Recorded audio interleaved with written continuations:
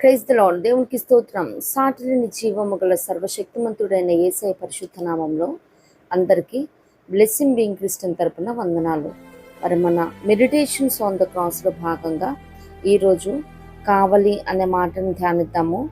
దీనికి కీవర్డ్స్గా మత్తయి సువార్త 27వ అధ్యాయము 35వ వచనం.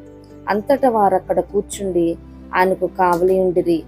మరి ఇది సందర్భం తెలుసు కదా, యేసయ్యకి సిలువ వేసిన తర్వాత సైనికులు కావలి ఉన్న సందర్భం అన్నమాట. అదంత మాత్రమే కాదు, కానీ ఎహెజ్కేలు 33లో మనం చూస్తాం కదా, దేవాది దేవుడు సాక్షాత్తు మరి దేశంలో ఒకరిని ఎన్నుకొని అతన్ని మరి కావలిగా నిర్ణయించాలని, ఖడ్గం వస్తుందన్నప్పుడు అతని బాకానాదం చేయాలని ఈ రీతిగా మనం చూస్తా ఉన్నాం. నేటి దినాలలో అయితే దేశానికి ఒకళ్ళు కాదు, కానీ సంఘానికి ఒకళ్ళు, కుటుంబానికి ఒకళ్ళు నిత్యముగా కావలి వారుగా కావలేను వారు అలర్ట్గా ఉండాలన్నమాట. 127వ దావీదు కీర్తన మనం చూస్తాం కదా, యెహోవా పట్టణమును కాపాడని ఎడల దాని కావలి వారు మేలుకొని ఉండుట వ్యర్థమే అని లేఖనాలు సెలవిస్తూ ఉన్నాయి. మరి కావలిగా ఎవరైతే ఉంటా ఉన్నారో కుటుంబానికి కానీ, సంఘానికి కానీ, దేశానికి కానీ వారు నిత్యముగా మెలకువగా ఉండాలి.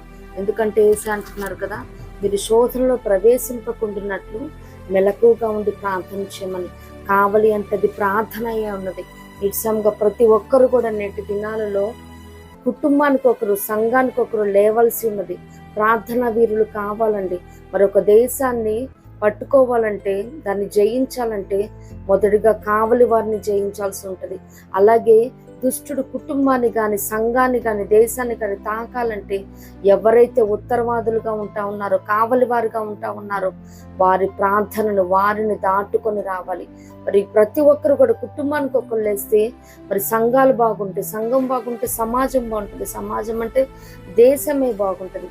మరి ఆనాడే ఎహెజ్కేలు 33లో దేవుడు చెప్తా ఉన్నారు, దేశానికి ఒకరిని మీలో ఒకరిని ఏర్పరచుకొని కావలి వారుగా నిర్ణయించుకోమని.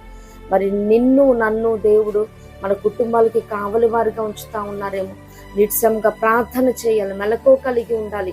మరి దేవుడే పట్టణాన్ని కాపాడే విధంగా, అలాగే దేశాన్ని, కుటుంబాలని, సంఘాన్ని కాపాడే విధంగా మనం నిత్యం ధూపం వేస్తూ ఉండాలి. ఆ ప్రార్థన నైవేద్యం వల్ల ఇంపైన సువాసనగా దేవుని సన్నిధికి ఆగ్రానించబడాలి. స్థితిని మారుస్తే ప్రార్థన పరిస్థితులను మారుస్తుంది. స్తుతి అడ్డుగా ఉన్న కోటగోడలను కూలిస్తే ప్రార్థన కంచెగా, కాపుదలుగా, కావలిగా ప్రాకారాలను కడుతుంది.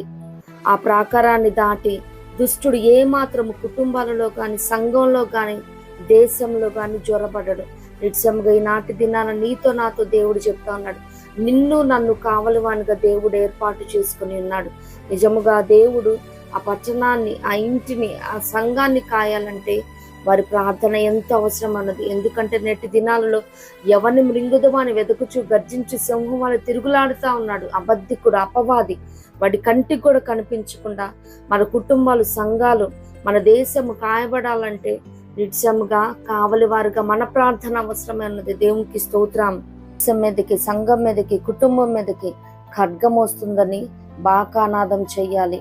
నిత్యముగా వారు కుటుంబస్తులేమి, సంఘస్థులేమి, దేశ నివాసులేమి అలర్ట్గా ఉండాలంటే మనము మెలకు కలిగి ప్రార్థన చేయాలి.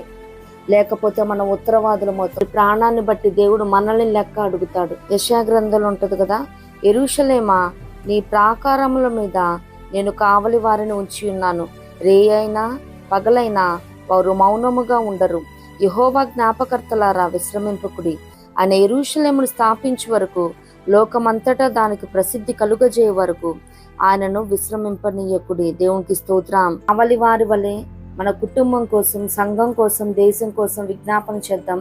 ప్రార్థించి కుటుంబాలని, సంఘాలని, దేశాన్ని ప్రభు కొరకు సంపాదించుకుందాం. 2 పాళ్ళుగా దీవించబడదాం. ఇట్టి కృప ప్రభు మనందరికి అనుగ్రహించును గాక. ప్రభు కృప మనందరికి తోడైండును గాక. ఆమేన్.